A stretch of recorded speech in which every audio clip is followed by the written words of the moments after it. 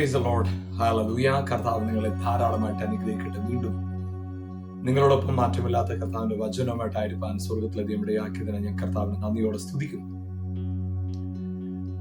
ദൈവവചനത്തെ നമ്മുടെ ജീവിതത്തിൽ അത്രത്തോളം സ്നേഹിക്കുന്നു, അത്രത്തോളം നമ്മുടെ ജീവിതം സന്തോഷകരമായി തീരും. കാരണം വചനമാണ് നമ്മുടെ ജീവിതത്തിന്റെ അടിസ്ഥാനം. നമ്മുടെ കർത്താവായ യേശുക്രിസ്തു ഭൂമിയിൽ വന്നപ്പോൾ യേശുക്രിസ്തുവില് വസിച്ച പിതാവിന്റെ ആത്മാവ്, യേശുവിൽ വസിച്ച അതേ ക്രിസ്തുവിന്റെ ആത്മാവ്, അതേ ആത്മാവ് തന്നെയാണ് നിങ്ങളിലും എന്നിൽ വസിക്കുന്നത്. എപ്പോഴാണോ നമ്മുടെ ജീവിതത്തിന്റെ യാത്രയിൽ ഈ സത്യം നമ്മൾ തിരിച്ചറിയുന്നത്, എന്നിൽ വസിക്കുന്നത് ദൈവത്തിൽ വസിച്ച അതേ ആത്മാവാണ്, അതേ ആത്മാവാണ് എന്നിൽ വസിക്കുന്നത്. യേശുവിൽ വസിച്ച അതേ ക്രിസ്തുവിന്റെ ആത്മാവ് എന്നിൽ വസിക്കുന്നു. എന്റെ ജീവിതത്തിനകത്ത്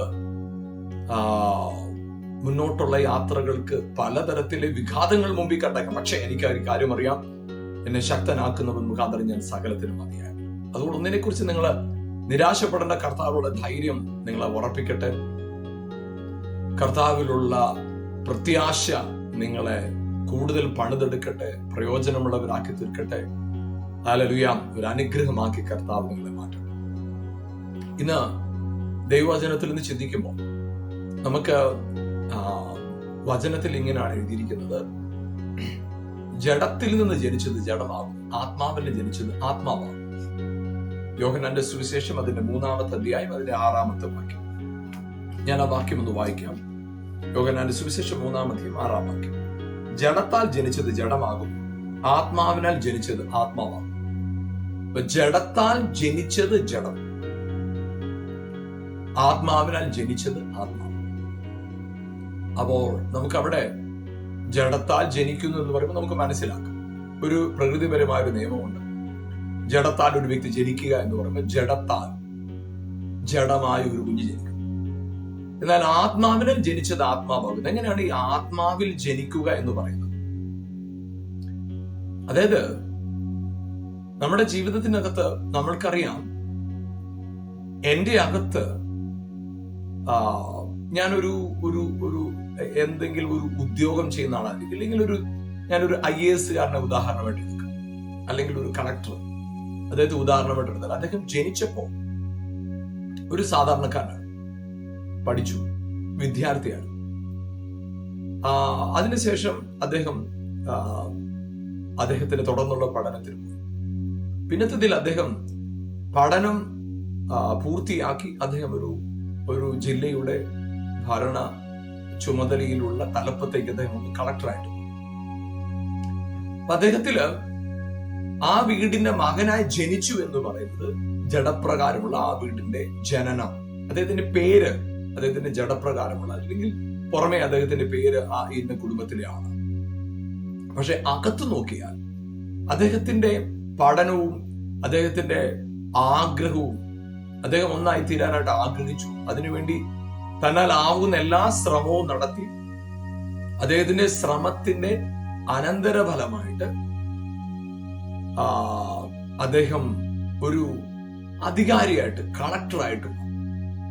അപ്പൊ കളക്ടർ എന്ന് പറയുന്ന അദ്ദേഹത്തിന്റെ പൊസിഷൻ അദ്ദേഹത്തിനോട് ചേർന്ന് നിൽക്കുന്ന ഒന്നാണ്.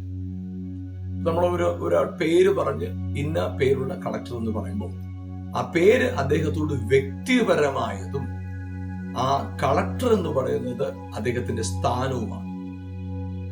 അതായത് ജഡത്താൽ ജനിച്ചു എന്ന് പറയുമ്പോൾ നമുക്ക് മനുഷ്യപുത്രൻ, ഇന്ന ആളുടെ മകൻ എന്ന് പറയുന്നത് നമ്മുടെ സാഹചര്യത്തിൽ നമ്മൾ ഇന്ന ആളാണ്. പക്ഷേ പദവി കൊണ്ട് യേശുവിനെ ക്രിസ്തുവെന്ന് അംഗീകരിച്ച ഒരു വ്യക്തി ദൈവത്തിന്റെ പുത്രനായിട്ട് മാറി. സ്ഥാനം, അത് സ്ഥലമല്ല, സ്ഥാനം. നമ്മുടെ ജീവിതത്തിൽ ഒരു വ്യക്തി ആത്മാവിൽ ജനിക്കുക എന്ന് പറയുന്നത്, അദ്ദേഹത്തിന്റെ സാഹചര്യത്തിൽ അദ്ദേഹം ഒരു സാധാരണക്കാരനാണ്. പക്ഷെ എപ്പോഴാണോ അദ്ദേഹം യേശുവിനെ ക്രിസ്തുവെന്ന് അംഗീകരിക്കുകയും യേശുവിനെ ക്രിസ്തുവെന്ന് വിശ്വസിക്കുകയും യേശുവിനെ ക്രിസ്തുവായി സ്വീകരിക്കുകയും ചെയ്യുന്നത്, അതോടുകൂടെ അദ്ദേഹം ദൈവ പൈതൽ എന്ന് പറയുന്ന ഒരു സ്ഥാനത്തേക്കായി തീരുക. ആത്മാവിൽ ജനിച്ചു. ഇപ്പോൾ ജഡപ്രകാരം ജനിച്ചത് ജഡമാണെങ്കിൽ ആത്മാവിൽ ജനിച്ചവൻ ആത്മാവാണ്. ജഡപ്രകാരം ജനിച്ച വ്യക്തിയെ സംബന്ധിച്ചിടത്തോളം അദ്ദേഹം ചിന്തിക്കുന്നത് ജഡപ്രകാരമാണ്. അദ്ദേഹത്തിന്റെ ആശയങ്ങൾ ജഡപ്രകാരമാണ്. സാഹചര്യങ്ങളെ വിലയിരുത്തുന്നത് ജഡപ്രകാരമാണ്. എല്ലാ കാര്യങ്ങളും അദ്ദേഹത്തിന്റെ ജീവിതത്തിൽ പോകുന്നത് ജഡപ്രകാരമുള്ള ഒരു സാഹചര്യത്തിലൂടെ. പക്ഷേ അതിൽ നിന്ന് വിപരീതമായിട്ട് എപ്പോഴാണോ അദ്ദേഹത്തിന്റെ ഉള്ളിൽ അവൻ ആ കാര്യങ്ങളെ ആത്മപ്രകാരം കാര്യങ്ങളെ വിലയിരുത്താൻ തുടങ്ങുന്നത്, ഇതിങ്ങനെയല്ല, ഇത് ആത്മാവില് എന്റെ രോഗം എന്നെ വാഴേണ്ടതല്ല, എന്റെ പ്രയാസം എന്നെ വാഴേണ്ടതല്ല, എന്റെ പ്രതികൂലം എന്നെ വാഴേണ്ടതല്ല എന്ന് നാം എപ്പോഴാണോ നാം നമ്മളെ തന്നെ യഥാർത്ഥമായ നിലയിൽ തിരിച്ചറിയുന്നത്, ആ തിരിച്ചറിവിൽ നിന്നാണ് ഹല്ലേലൂയ നാം വീണ്ടും ജനിച്ചവരാണ്, ആത്മാവിൽ ജനിച്ചവരാണെന്ന് ഉറപ്പിക്കുന്നത്. അതായത് നാം ജഡപ്രകാരം കാര്യങ്ങളെ കാണുമ്പോൾ നമ്മൾ പരിഹാരങ്ങൾ കണ്ടെത്തുന്നത് ജഡപ്രകാരമായിരിക്കും. ഒരു വ്യക്തിയായിട്ട് നമുക്ക് പ്രയാസം ഉണ്ടാകുമ്പോൾ, ഒരു വ്യക്തി നമ്മളെ എതിർത്തു, നിന്ദിച്ചു, കുറ്റം പറഞ്ഞു, ഉടൻ തന്നെ ജഡപ്രകാരം ചിന്തിക്കുന്ന നമ്മൾ പറയും അത് അവിടെ ശരിയല്ല, അവരുടെ കുഴപ്പം കൊണ്ട്, അവരുടെ ആള് ശരിയല്ല. നമ്മൾ ആ വ്യക്തിയിലേക്ക് നമ്മൾ ഫോക്കസ് ചെയ്യും. പക്ഷെ ആത്മാവിൽ ജനിച്ചൊരു വ്യക്തിയെ സംബന്ധിച്ചിടത്തോളം അവൻ ആത്മാവിൽ കാര്യങ്ങൾ കണ്ടിട്ട് പറയാൻ തുടങ്ങുന്നില്ല, ഞാൻ ഇതിനെ ജഡപ്രകാരം കാണുകയല്ല, ആത്മാവിലാണ് കാര്യങ്ങളെ കാണുന്നത്. അതുകൊണ്ട് തന്നെ ഈ വിഷയത്തോട് ഞാൻ ജഡപ്രകാരം പ്രതികരിക്കത്തില്ല, ഞാൻ സ്പിരിറ്റിലായിരിക്കും റെസ്പോണ്ട് ചെയ്യുന്നത്. ഈ ആത്മാവിൽ പ്രതികരിക്കുക എന്ന് പറയുന്നത് നമ്മള് എന്താ പറയുന്നത്, ചിലപ്പോഴൊക്കെ ചിലര് പറയുന്നത് ഞാൻ കേട്ടിട്ടുണ്ട്, നമ്മളെ ശപിക്കുന്നവരെ അനുഗ്രഹിച്ചാൽ നമ്മൾ അവർക്ക് പ്രതികാരം ചെയ്യുകയാണ്. പ്രിയപ്പെട്ടവരെ, അത് ആ ഒരു മനോഭാവമല്ല കർത്താവ് ഒരു വീണ്ടും ജനിച്ചവരെന്ന് കർത്താവ് ആഗ്രഹിക്കുന്നത് നിങ്ങളെ പ്രയാസപ്പെടുത്തിയ ഒരു വ്യക്തിയെ ഹൃദയപൂർവ്വം ക്ഷമിക്കുവാൻ, അങ്ങനെ ഒരു പ്രയാസം ഉണ്ടായിട്ടില്ല, ആ വ്യക്തി നിങ്ങൾ അവിടെ പ്രതികരിച്ചിട്ടില്ല എന്ന പൂർണ്ണമായ ഒരു വ്യത്യസ്ത മനോഭാവത്തോടുകൂടി കാര്യങ്ങളെ കാണുവാൻ സാധിക്കുന്ന ഒരു അവസ്ഥയിലായി തീരുന്നതാണ് നമ്മൾ ആത്മാവിൽ പ്രതികരിക്കാൻ. ഹല്ലേലൂയ. അതായത് നമ്മള് എന്നെ ശക്തനാക്കുന്നു മുഖാന്തരം ഞാൻ സകലത്തിനും മതിയാകും. പരിശുദ്ധാത്മാവ് എന്റെ ഊർജമാണ്. പരിശുദ്ധാത്മാവിന്റെ ഊർജമായിട്ട് നിൽക്കുന്നത് ആമേൻ എന്റെ പരിശുദ്ധാത്മാവിന്റെ കരുത്താണ്. എന്തിനുള്ള കരുത്താ? വഴക്കുണ്ടാക്കാനുള്ള കരുത്തല്ല, ക്ഷമിക്കാനായിട്ട്. ആ സാഹചര്യത്തിൽ ആ ചുറ്റുപാടുകളെല്ലാം എനിക്ക് എതിരായിട്ട് നിൽക്കുമ്പോൾ ഉറച്ചു വിശ്വസിക്കാനായിട്ട്, ആ പ്രതികൂലത്തിന് എന്നെ തകർക്കാൻ കഴിയത്തില്ല എന്ന് വിശ്വസിക്കാനായിട്ട്, ഈ പ്രതികൂലം എന്റെ മേൽ ഒന്നും ചെയ്യുകയില്ല എന്ന ഉറപ്പോട് നിൽക്കാനായിട്ട്, ആ ഉറപ്പ് തരുന്ന അതിന്റെ കരുത്താണ് പരിശുദ്ധാത്മാവ്. അതുകൊണ്ട് തന്നെയാണ് എഫേസ്യ ലേഖനം 6-ാമത്തെ അതിൽ പറയുന്നത്, നമുക്ക് പോരാട്ടമുള്ളത് ജഡരക്തങ്ങളോടല്ല. നാം ജഡത്തോടും രക്തത്തോടുമാണ് പോരിടുന്നതെങ്കിൽ നമ്മുടെ ജീവിതത്തിൽ പരാജയപ്പെട്ടു. നമ്മള് ജഡത്താലും രക്തത്താലുമാണ് പോരാടുന്നതെങ്കിലും പരാജയപ്പെട്ടു. പക്ഷേ നമ്മുടെ ജീവിതത്തിനകത്ത് ജയം കാണാൻ ആഗ്രഹിക്കുന്നെങ്കിൽ, നമ്മുടെ ജീവിതത്തെ കുറിച്ച് കർത്താവ് ആഗ്രഹിക്കുന്ന വളരെ വളരെ ഇമ്പോർട്ടന്റ് ആയ ഒരു കാര്യം, നമ്മള് സ്പിരിറ്റ് തലത്തിൽ ആത്മാവിൽ കാര്യങ്ങളെ കാണും. നിങ്ങളുടെ ശരീരത്തിലെ രോഗമാകട്ടെ, നിങ്ങളുടെ സാമ്പത്തികമായിട്ടുള്ള വിഷയങ്ങളാകട്ടെ, കൂടെ വരുന്ന വിഷയങ്ങളാകട്ടെ, നിങ്ങൾ അതിനെ എപ്പോഴാണോ സ്പിരിറ്റിൽ ആത്മാവിൽ കാര്യങ്ങളോട് പ്രതികരിക്കാൻ തുടങ്ങുന്നത്, നിങ്ങൾക്ക് ശാശ്വതമായ പരിഹാരം അതിനകത്ത് കാണാൻ കഴിയും. അതായത് ഇവിടെ പറയുന്ന ഒരു കാര്യം തന്നെ, നമുക്ക് പോരാട്ടമുള്ളത് ജഡരക്തങ്ങളോടല്ല. എഫേസ്യ ലേഖനം 6-ാം വാക്യം. അവിടെ അതിന്റെ അടുത്ത വാക്യം പറയുന്നത്, അതുകൊണ്ട് നിങ്ങൾ ദുർദിവസത്തിൽ എതിർപ്പാനും സകലവും സമാപിച്ചിട്ട് ഉറച്ചു നിൽപ്പാനും കഴിയേണ്ടതിന് ദൈവത്തിന്റെ സർവായുധവർഗം എടുത്തുകൊണ്ട്. അപ്പൊ ദൈവത്തിന്റെ സർവായുധവർഗം കഴിഞ്ഞ എപ്പിസോഡ് നമ്മൾ ഇതിനെ കുറിച്ച് ചിന്തിച്ചതാണ്. അവിടെ പറയുന്നൊരു കാര്യം ഇതാണ്, നിങ്ങളുടെ അരയ്ക്ക് സത്യം കിട്ടി. ട്രൂത്ത്. പിതാവായ ദൈവം സത്യമാണ്, പരിശുദ്ധാത്മാവായ ദൈവം സത്യമാണ്, പിതാവായ യേശു സത്യമാണ്. എന്നാൽ ഇതിനോടൊപ്പം തന്നെ നമുക്ക് മനസ്സിലാക്കാൻ സാധിക്കുന്നു വചനത്തെക്കുറിച്ചും സത്യം എന്നാണ്. അപ്പൊ സത്യം, യോഹന്നാന്റെ സുവിശേഷം 17-ാം അധ്യായത്തിന്റെ 3-ാം വാക്യം പറയുന്നു, ഏക സത്യദൈവമായി നിന്നെ.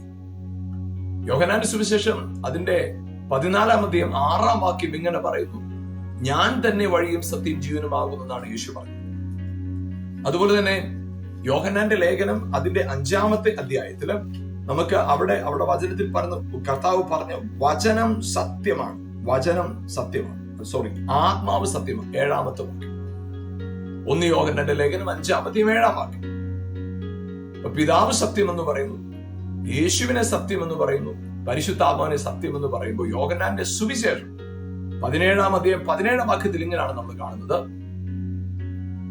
നിന്റെ വചനം സത്യമാണ്. അപ്പൊ വചനം സത്യം. അപ്പൊ സത്യം നിങ്ങൾ അറിയണം. സത്യം നിങ്ങൾ അറിയുമ്പോൾ സത്യം നിങ്ങൾക്ക് സ്വാതന്ത്ര്യം കൊണ്ടുവരും. യോഹന്നാന്റെ സുവിശേഷം 8-ാം അധ്യായം 32-ാം വാക്യം. അപ്പൊ സത്യം നിങ്ങൾക്ക് സ്വാതന്ത്ര്യം കൊണ്ടുവരും. അപ്പൊ നമ്മുടെ സ്വാതന്ത്ര്യത്തിന്റെ അടിസ്ഥാനം എന്ന് പറയുന്നത് നാം ചെയ്യുന്ന എന്തെങ്കിലും കാര്യങ്ങളല്ല, സത്യത്തിന്റെ അറിവാണ്. അപ്പൊ സത്യത്തിന്റെ അറിവ് നമ്മുടെ അകത്ത് സ്വാതന്ത്ര്യത്തെ കൊണ്ടുവരുമ്പോ അടുത്ത് പറയുന്നത് സത്യം അരക്കി കെട്ടി നീതി എന്ന കവചം ധരിച്ചു. നീതി എന്ന് പറയുന്നത് നമ്മൾ പ്രാപിക്കേണ്ട ഒന്നാണ്. നമുക്കുണ്ട്. നമ്മള് നീതി എന്ന് പറയുന്നത് അലവിയ ഞാൻ ചെയ്ത ചില കാര്യങ്ങളിലുള്ള വിശ്വാസമല്ല നീതി. അതായത് എന്റെ നീതി പ്രവൃത്തികളിലുള്ള വിശ്വാസമല്ല നീതി, ദൈവത്തിന്റെ നീതിയിലുള്ള വിശ്വാസമാണ് യഥാർത്ഥ ദൈവനീതി. അതുകൊണ്ട് ദൈവത്തിന്റെ നീതിയെ ഒരു വ്യക്തി തിരിച്ചറിയുമ്പോൾ ആ വ്യക്തിയുടെ അകത്തുണ്ടാകുന്നത് എന്താ പറയുന്നത്, നിർത്തുവാൻ കഴിയാത്ത, സ്റ്റോപ്പ് ചെയ്യാൻ കഴിയാത്ത സന്തോഷം അകത്ത് വരാതുള്ളൂ. നീതിബോധം, സത്യം നമുക്ക് സ്വാതന്ത്ര്യത്തെ കൊണ്ടുവരുമ്പോൾ നീതിബോധം നമുക്ക് ദൈവസന്നിധി നിൽക്കാനുള്ള പ്രാഗൽഭ്യം, ധൈര്യം കൊണ്ടുവരും.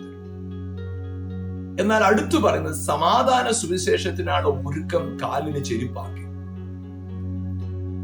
ഇവിടെ സമാധാന സുവിശേഷത്തിനുള്ള ഒരുക്കത്തെ കുറിച്ച് അവിടെ പറയുമ്പോൾ എഫേസ്യ ലേഖനം 2-ാം അധ്യായം 20-ാം വാക്യം പറയുന്നു, അവൻ നമ്മുടെ സമാധാനം. യേശു ക്രിസ്തു നമ്മുടെ സമാധാനം. അപ്പോഴേ സത്യം യേശുവാണ്, നീതി യേശുവാണ്. നീതി യേശുവാണെന്നുള്ളത് 1 കൊരിന്ത്യർ ലേഖനം 1:30 പറയുന്നുണ്ട്. അവൻ നമ്മുടെ നീതിയാണ്.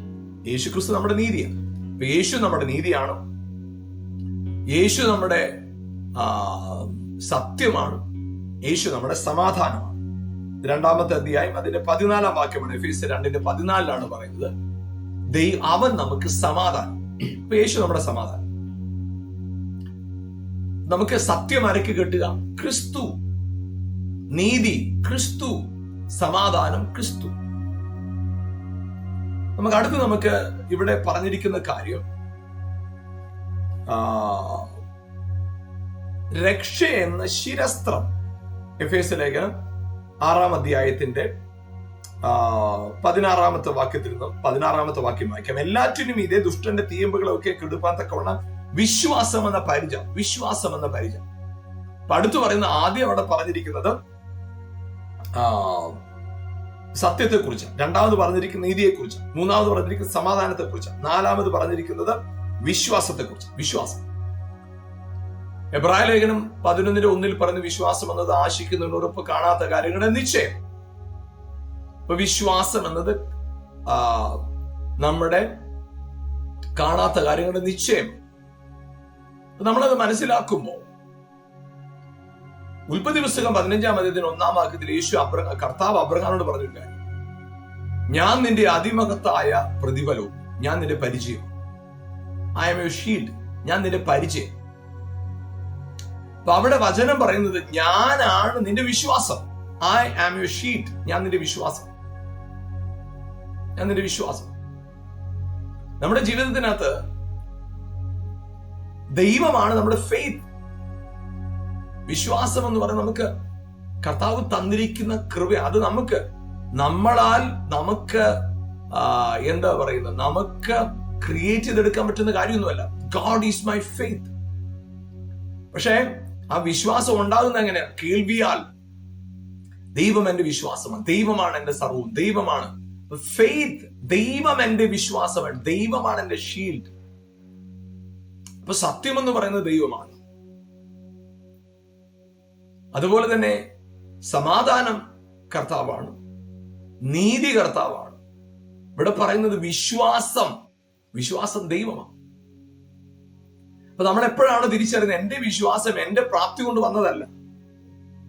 നമുക്ക് ഗലാത്യ ലേഖനത്തില് ആത്മാവിന്റെ ഫലത്തെക്കുറിച്ച് പറയുമ്പോൾ ആത്മാവിന്റെ ഫലത്തെക്കുറിച്ച് നമുക്കവിടെ 5-ാമത്തെ അധ്യായത്തില് 14 അതിന്റെ ഗലാത്യ ലേഖനം 5-ാം അധ്യായം 22 മുതലുള്ള വാക്യത്തില് അവിടെ എഴുതിയിരിക്കുന്ന ആത്മാവിന്റെ ഫലമോ സ്നേഹം, സന്തോഷം, സമാധാനം, ദീർഘക്ഷമ, ദയ, പരോപകാരം, വിശ്വസ്തത, സൗമ്യത, ഇന്ദ്രിയജയം, ഈ വകയ്ക്ക് വിരോധമായി ഒരു ന്യായപ്രമാണം. അപ്പൊ ഇതിനെ നമ്മള് ആത്മാവിന്റെ ഫലങ്ങൾ എന്നാണ് പറയുന്നത്. ആത്മാവിന്റെ ഫലങ്ങൾ എന്ന് പറയുമ്പോൾ 2 നിലയിൽ 9 ഫലങ്ങളുണ്ട്, 9 ഗിഫ്റ്റ്സ് ഉണ്ട്, കൃപാവരങ്ങളുണ്ട്. അപ്പൊ ആ കൃപാവരങ്ങളെ കുറിച്ച് പറയുന്ന സ്ഥലത്ത് പറയുന്ന ഒരു കാര്യമാണ് കൃപാവരങ്ങൾ, ആമേൻ, ഒരുവനിൽ വിശ്വാസം. അപ്പൊ വിശ്വാസത്തെ കുറിച്ച് അവിടെ പറയുന്നത് എന്താണ്? Gift of the Holy Spirit. ഇപ്പൊ വിശ്വാസം എന്ന് പറയുന്നത്, എനിക്ക് വിശ്വാസം എന്നിൽ വന്നത് എങ്ങനെയാണ്? ആത്മാവിന്റെ കൃപാവരമാണ്, ഗിഫ്റ്റ് ആണ്. അതെനിക്ക് ഞാൻ സ്വന്തമായിട്ട് നേടിയെടുത്തൊന്നല്ല, എനിക്ക് ഗിഫ്റ്റ് ആയിട്ട് കിട്ടിയത് ഫെയ്ത്ത്. അപ്പൊ അവിടെ നമുക്ക് ഈ 4 കാര്യങ്ങൾ നമ്മൾ കാണുമ്പോൾ, സത്യം, പരിശുദ്ധാത്മാവ് സത്യം എന്ന് പറയുന്നു, പിതാവിനെ സത്യം എന്ന് പറയുന്നു, യേശുവിനെ സത്യം എന്ന് പറയുന്നു. നീതിയെ കുറിച്ച് പറയുമ്പോ യേശുവിനെ നീതി എന്ന് പറയുന്നു, യേശു പിതാവാണ് നമ്മൾ നീതീകരിക്കുന്നത് എന്ന് പറയുന്നു. അപ്പൊ അതുപോലെ തന്നെ പിന്നത്തെ നമ്മൾ കാണുന്ന ഒരു കാര്യം ഇതാണ് സമാധാനം. ആമേൻ. നമുക്കറിയാം യേശു നമ്മുടെ സമാധാനം എന്ന് വചനത്തിൽ പറയും. എന്നാൽ ഇവിടെ വിശ്വാസത്തെ കുറിച്ച് പറയുമ്പോൾ ദൈവം പറയാണ്, ഞാൻ നിന്റെ പരിചയം. അപ്പൊ നമ്മൾ വചനത്തിന്റെ കേൾവിയാണ് നമ്മുടെ അകത്ത് വിശ്വാസത്തെ കൊണ്ടുവരുന്നത്. അത് വിശ്വാസത്തെ കുറിച്ച് അങ്ങനെ പറയുമ്പോൾ നമുക്ക് എഫേസ്യ ലേഖനത്തിൽ തന്നെ 6-ാം അധ്യായത്തിൽ അടുത്ത കാര്യത്തിലേക്ക് നമ്മൾ പോകുമ്പോൾ, രക്ഷ എന്ന ശിരസ്ത്രത്തെ കുറിച്ച് പറയുമ്പോൾ സങ്കീർത്തനം 62-ാം അധ്യായത്തിന്റെ 6 മുതൽ 8 വരെയുള്ള വാക്യങ്ങളെ ഞാൻ വായിക്കും. സങ്കീർത്തനങ്ങൾ 62-ാമത്തെ സങ്കീർത്തനത്തിൽ 6, 7, 8 വാക്യങ്ങളെ ഞാൻ വായിക്കും. അവൻ തന്നെ എന്റെ പാറയും എന്റെ രക്ഷയുമാകും, എന്റെ ഗോപുരം അവൻ തന്നെ, ഞാൻ കുലുങ്ങുകയില്ല. എന്റെ രക്ഷയും എന്റെ മഹിമയും ദൈവത്തിന്റെ പക്കലാകും, എന്റെ ഉറപ്പുള്ള പാറയും എന്റെ സങ്കേതവും ദൈവമാകും. ജനമേ, എല്ലാ കാലത്തും അവനെ ആശ്രയിപ്പിൻ, നിങ്ങളുടെ ഹൃദയം അവന് മുമ്പിൽ പകരുവിൻ, ദൈവം നമ്മുടെ സങ്കേതമാകുന്നു. അപ്പൊ അവിടെ പറയുന്നത് ദൈവം എന്റെ രക്ഷ. God is my salvation. ദൈവം എന്റെ സാൽവേഷൻ. യേശയ്യാവിന്റെ പുസ്തകം 12-ാം അധ്യായത്തിന്റെ 2-ാം വാക്യത്തിൽ, യേശയ്യാവിന്റെ പുസ്തകം അതിന്റെ 12-ാം അധ്യായത്തിന്റെ 2-ാം വാക്യത്തിൽ ഇങ്ങനെയാണ് എഴുതിയിരിക്കുന്നത്, ഇതാ ദൈവം എന്റെ രക്ഷ, ദൈവം എന്റെ രക്ഷ, യഹോവയായ യാഹ് എന്റെ ബലവും എന്റെ ഗീതവുമായിരിക്കൊണ്ട് അവൻ എന്റെ രക്ഷയായി തീർന്നിരിക്കൊണ്ടും ഞാൻ ഭയപ്പെടാതെ ആശ്രയിക്കും. അപ്പൊ അവിടെ പറയുകയാണ് ഗോഡ് ഈസ് മൈ സാൽവേഷൻ. നമ്മൾ ചിന്തിച്ചു നോക്കുക, പിതാവായ ദൈവം സത്യമാണ്, യേശുവാണ് സത്യം, പരിശുദ്ധാത്മാവ് സത്യമാണ്, യേശു നമ്മുടെ നീതിയാണ്, യേശു നമ്മുടെ സമാധാനമാണ്, ദൈവം നമ്മുടെ വിശ്വാസമാണ്. ഇവിടെ പറയുന്നത് രക്ഷ, ദൈവം എന്റെ രക്ഷയാണ്. രക്ഷ എന്ന് പറഞ്ഞ് ഞാൻ അനുഭവിക്കുന്ന എന്തോ പ്രത്യേക കാര്യം, ആത്മീക അനുഭവമൊന്നുമല്ല. God, He himself my salvation. അവൻ തന്നെ എന്റെ രക്ഷയാണ്, ദൈവം തന്നെ എന്റെ രക്ഷയാണ്. അപ്പോൾ ദൈവം എന്റെ രക്ഷ, ദൈവം എന്റെ സാൽവേഷൻ എന്നാണ് അവിടെ പരിചയപ്പെടുന്നത്. ദൈവം എന്റെ രക്ഷയാണെന്ന് അവിടെ പറയുമ്പോൾ, ഹല്ലേലൂയ, നമുക്ക് ഈ ആയുധവർഗം എടുക്കുക എന്നൊക്കെ നമ്മൾ പറയുമ്പോൾ നമ്മൾ അതിനെ ശരിക്കും അതൊന്ന് മനസ്സിലാക്കാനായിട്ടാണ് ഇത് എക്സ്പ്ലെയിൻ ചെയ്യുന്നത്. നമുക്ക് വീണ്ടും നമുക്ക് അടുത്തത് എഴുതിയിരിക്കുന്ന എങ്ങനെയാണ്, ദൈവവചനമെന്ന ആത്മാവിന്റെ വാളും കൈക്കൊള്ളു. ദൈവവചനമെന്ന ആത്മാവിന്റെ വാൾ. അപ്പൊ നമുക്ക് അവിടെ മനസ്സിലാക്കാൻ സാധിക്കുന്ന യോഹന്നാന്റെ സുവിശേഷം 1-ാം അധ്യായം ആരംഭിക്കുന്ന എങ്ങനെയാണ്, ആദിയിൽ വചനം ഉണ്ടായിരുന്നു, വചനം ദൈവത്തോട് കൂടെയായിരുന്നു, വചനം ദൈവമായിരുന്നു, ഉളവായതൊന്നും അവനെ കൂടാതെ ഉളവായതല്ല. അപ്പൊ അവിടെ അതിന്റെ വ്യക്തതയോട് പറയുന്നു, ദൈവം ആത്മാവാണ്, ദൈവം വചനമാണ്, ദൈവം വചനമാണ്, അവൻ വചനമാണ്. അപ്പൊ അവിടെ ദൈവത്തെ വചനമായിട്ടാണ് നമുക്ക് അവിടെ പരിചയപ്പെടുന്നത്. ഇവിടെ ദൈവവചനം എന്ന ആത്മാവിന്റെ വാൾ. ദൈവവും വചനവും വേറെ വേറെ അല്ല. ദൈവവചനം, അതായത് ഞാൻ ഒരു കാര്യം പറയുമ്പോൾ ഞാൻ പറയുന്ന കാര്യങ്ങൾ എന്നെയാണ് അഡ്രസ് ചെയ്യുന്നത്. ദൈവം പറയുന്ന വാക്കുകൾ അവനെ തന്നെ വെളിപ്പെടുത്തുന്നതാണത്. അതെ, ഹല്ലേലൂയ. നാം നമ്മെ തന്നെ വെളിപ്പെടുത്തുന്നതാണ് നമ്മുടെ വാക്കുകൾ. അതുപോലെ തന്നെ ദൈവം തന്നെ വെളിപ്പെടുത്തുന്നതാണ് വചനം. അതുകൊണ്ട് യോഹന്നാന്റെ സുവിശേഷം 1-ാം അധ്യായത്തിൽ വചനത്തെ കുറിച്ച് അങ്ങനെ പറയുമ്പോൾ, വെളിപ്പാട് പുസ്തകത്തിൽ 19-ാം അധ്യായത്തിന്റെ 13-ാം വാക്യത്തിൽ പറയുന്നത് ഇങ്ങനെയാണ്. വെളിപ്പാട് പുസ്തകം അതിന്റെ 19-ാം അധ്യായം അതിന്റെ 13-ാം വാക്യം, അവൻ രക്തം തളിച്ച് ഉടുപ്പ് ധരിച്ചിരിക്കുന്നു, അവന് ദൈവവചനം എന്ന് പേർ. അപ്പൊ അവിടെ അവൻ, ദൈവവചനത്തെ കുറിച്ച് പറഞ്ഞത് അവൻ. യോഹന്നാന്റെ സുവിശേഷം 1-ാം അധ്യായത്തിന്റെ 3-ാം വാക്യം പറഞ്ഞു അവനെ കൂടാതുള്ളവായതല്ല, അവൻ. അപ്പൊ ഇവിടെ അല്ല നമുക്ക് കാണാൻ സാധിക്കുന്നത് അവൻ. അപ്പൊ അവിടെ അത് എന്നല്ല, അവൻ, ഹിം, ഹി എന്നാ പരിചയപ്പെടുന്നത്. അപ്പൊ അവനാലാണ് സകലവും ഉണ്ടായത്. ആരാൽ? ക്രിസ്തുവിനാൽ, വചനത്താൽ, ദൈവത്താൽ. ഇപ്പൊ ഇവിടെ എല്ലാം നമ്മൾ മനസ്സിലാക്കുമ്പോൾ സത്യമാകട്ടെ, നീതിയാകട്ടെ, സമാധാനമാകട്ടെ, രക്ഷയാകട്ടെ, വിശ്വാസമാകട്ടെ, വചനമാകട്ടെ, ഇതെല്ലാം നമ്മൾ വായിക്കുമ്പോൾ പല വിധത്തിലെ നമ്മുടെ വികാരങ്ങളും അനുഭവങ്ങളുമായിട്ട് നമ്മൾ ഇതിനെ വിലയിരുത്തിയേക്കാം. എന്നാൽ പ്രിയപ്പെട്ടവർ, ഞാനിവിടെ ഒരു പ്രത്യേക കാര്യം നിങ്ങളോട് പറയാൻ ആഗ്രഹിക്കുക. എന്താണ് ദൈവത്തിന്റെ സർവായുധ വർഗം എന്നത് മനസ്സിലാക്കണം. നമ്മുടെ പഴയ നിയമത്തിൽ നമ്മൾ പല സ്ഥലത്തും ആത്മാവ് അവന്റെ മേൽ വന്നു, അവൻ ആത്മാവിൽ നിറഞ്ഞു എന്നൊക്കെ നമ്മൾ കാണും. ചിന്തിച്ചു നോക്കുക,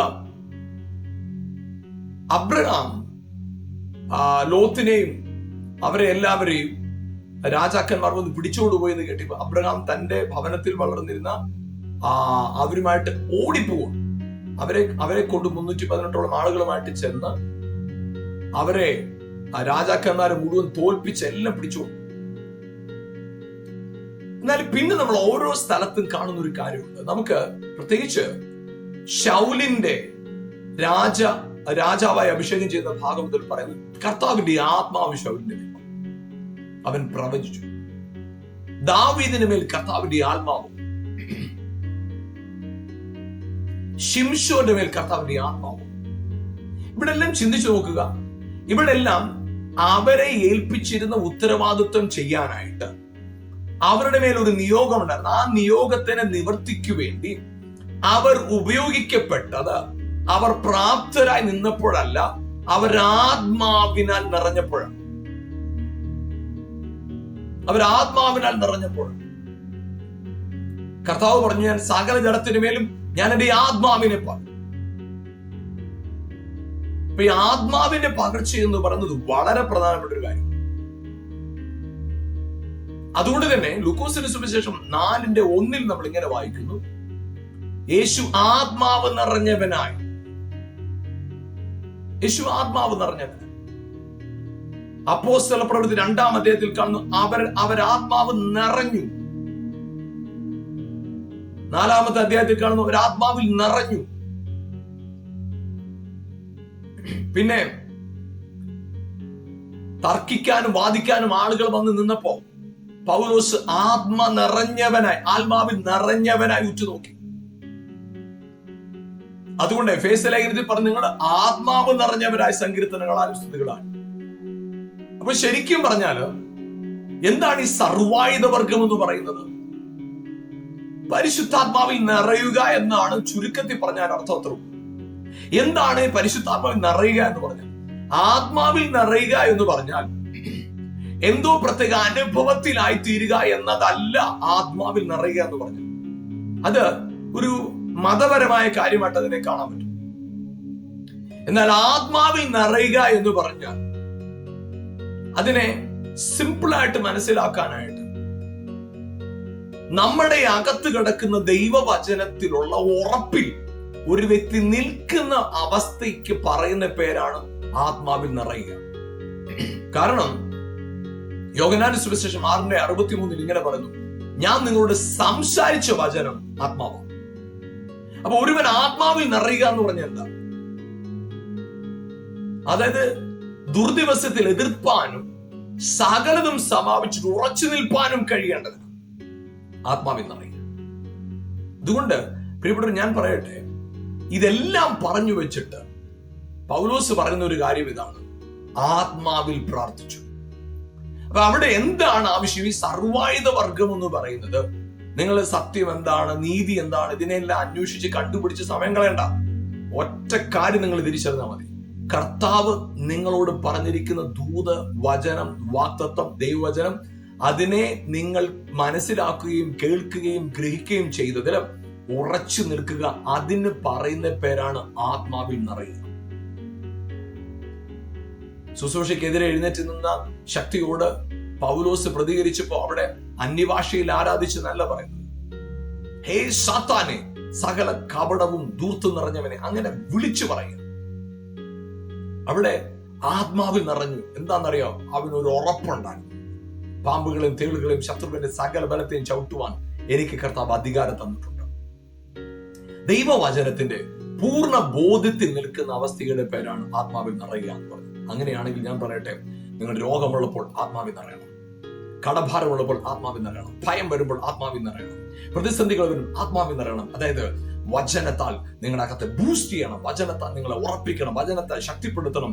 പരിശുദ്ധാത്മാവിന് മാത്രമേ അത് നിങ്ങളുടെ ജീവിതത്തിനകത്ത് നല്ലൊരു വെളിപ്പെടുത്താൻ സാധിക്കൂ. അതുകൊണ്ട് പരിശുദ്ധാത്മാവിനോട് ചേർന്ന് നടക്കുക, ജയകരമായി ജീവിക്കുക. അപ്പോൾ നിങ്ങൾക്ക് പ്രതികൂലങ്ങളിൽ എതിർത്തു നിൽക്കുവാനും പ്രതിസന്ധികളിൽ ഉറച്ചു നിൽക്കുവാനും സാധിക്കും. നമുക്ക് ഒരുമിച്ച് പ്രാർത്ഥിക്കാം. ഞങ്ങളുടെ നല്ല കർത്താവേ, യേശുവിന്റെ നാമത്തെ ഞങ്ങൾ പ്രാർത്ഥിക്കും. കർത്താവേ, ആത്മാവിൽ നിറഞ്ഞവരായി, അതേ പരിശുദ്ധാത്മാവേ, ദൈവവചനം ഞങ്ങളുടെ അകത്ത് ആഴമായി ഉറക്കട്ടെ. ആ വചനത്തിൽ എഴുതിയിരിക്കുന്നത് ഞങ്ങളിൽ സംഭവിക്കും. ഞങ്ങളുടെ ജീവിതത്തിൽ, ഞങ്ങളുടെ ശരീരത്തിൽ, ഞങ്ങളുടെ കുടുംബത്തിൽ, ഞങ്ങളുടെ ശുശ്രൂഷകളിൽ ദൈവവചനത്തിൽ എന്തെഴുതിയിരിക്കുന്നോ അത് ഞങ്ങളിൽ സംഭവിക്കുമെന്ന പൂർണ്ണമായ ബോധ്യം ഓരോരുത്തരുടെ അകത്തും കൊടുത്ത് ധൈര്യത്തോടെ നാളുകൾ നിർത്തണമെന്ന് പ്രാർത്ഥിക്കുന്നു. കർത്താവേ, അങ്ങ് ഓരോരുത്തരെയും അനുഗ്രഹിക്കുന്നതിനായി നന്ദി. അസാധാരണമായി അവരെ ഉപയോഗിക്കാൻ പോകുന്ന കൃപയ്ക്കായി സ്തോത്രം ചെയ്യുന്നു. കർത്താവെ, ആരെങ്കിലും രോഗികളായിട്ട് എന്നെ കാണുന്നെങ്കിൽ അവരുടെ അകത്ത് ദൈവവചനത്തിന്റെ ഉറപ്പ്, അങ്ങയുടെ അടിപ്പിണറുകളാൽ സൗഖ്യം വന്നിരിക്കുന്നു, അങ്ങ് ഞങ്ങളുടെ രോഗങ്ങളെ മുഴുവൻ വഹിച്ചു എന്ന ബോധ്യം ഇപ്പോൾ തന്നെ അവരുടെ അകത്ത് വെളിപ്പെടട്ടെ. ആ വെളിപ്പാട് കൊണ്ട് അവർ പൂർണ്ണ സൗഖ്യമുള്ളവരായി തീരട്ടെ. ഇപ്പോൾ തന്നെ അത് സംഭവിക്കട്ടെ. കർത്താവ് ഇത് ചെയ്തു കഴിഞ്ഞതിനായിട്ട് നന്ദി. ഭയം മാറിപ്പോകട്ടെ. അകത്ത് അകാരണമായ നാളത്തെ കുറിച്ച്, ജീവിതത്തെ കുറിച്ച് ഒരു കാരണമില്ല, വല്ല അനർത്ഥവും സംഭവിക്കുമോ, കുഴപ്പവും സംഭവിക്കുമെന്നുള്ള ഭയം, ആ ഭയങ്ങൾ ഹൃദയത്തിൽ നിന്ന് മാറിപ്പോട്ടെ. ഇപ്പോൾ തന്നെ കർത്താവിലുള്ള പ്രത്യാശയും ഉറപ്പും കൊണ്ട് അവരെ നിറയ്ക്കുന്നതിനായിട്ട് നന്ദി പറയും. യേശുവിൻ നാമത്തിൽ തന്നെ പിതാവേ, ആമേൻ, ആമേൻ. പ്രൈസ് ഗോഡ്, ഹല്ലേലൂയ. കർത്താവ് നിങ്ങളെ ധാരാളമായിട്ട് അനുഗ്രഹിക്കട്ടെ. ഈ വചന ശുശ്രൂഷ 2 ഭാഗമായിട്ടുള്ളതാണ്. ഇതിന് മുമ്പുള്ളത് നിങ്ങൾ കേൾക്കുക. നിശ്ചയമായിട്ടും ഇത് നിങ്ങൾക്ക് അനുഗ്രഹമായി തീർന്നിരിക്കുന്നു. അതിനായി സ്തോത്രം ചെയ്തു. തുടർന്ന് ഇത് നിങ്ങൾ മറ്റുള്ളവർക്ക് പരിചയപ്പെടുത്തി, അതുപോലെ തന്നെ ഞങ്ങളുടെ പുസ്തകങ്ങൾ സൗജന്യമായി ലഭിക്കാനായിട്ട് ഈ കാണുന്ന നമ്പറിൽ ഞങ്ങളുമായി ബന്ധപ്പെടുക. നിശ്ചയമായിട്ടും അത് നിങ്ങളുടെ ജീവിതത്തിൽ പ്രയോജനപ്രദമായിരിക്കും. കർത്താവ് നിങ്ങളെ ധാരാളമായി അനുഗ്രഹിക്കട്ടെ. God bless you. ആമേൻ.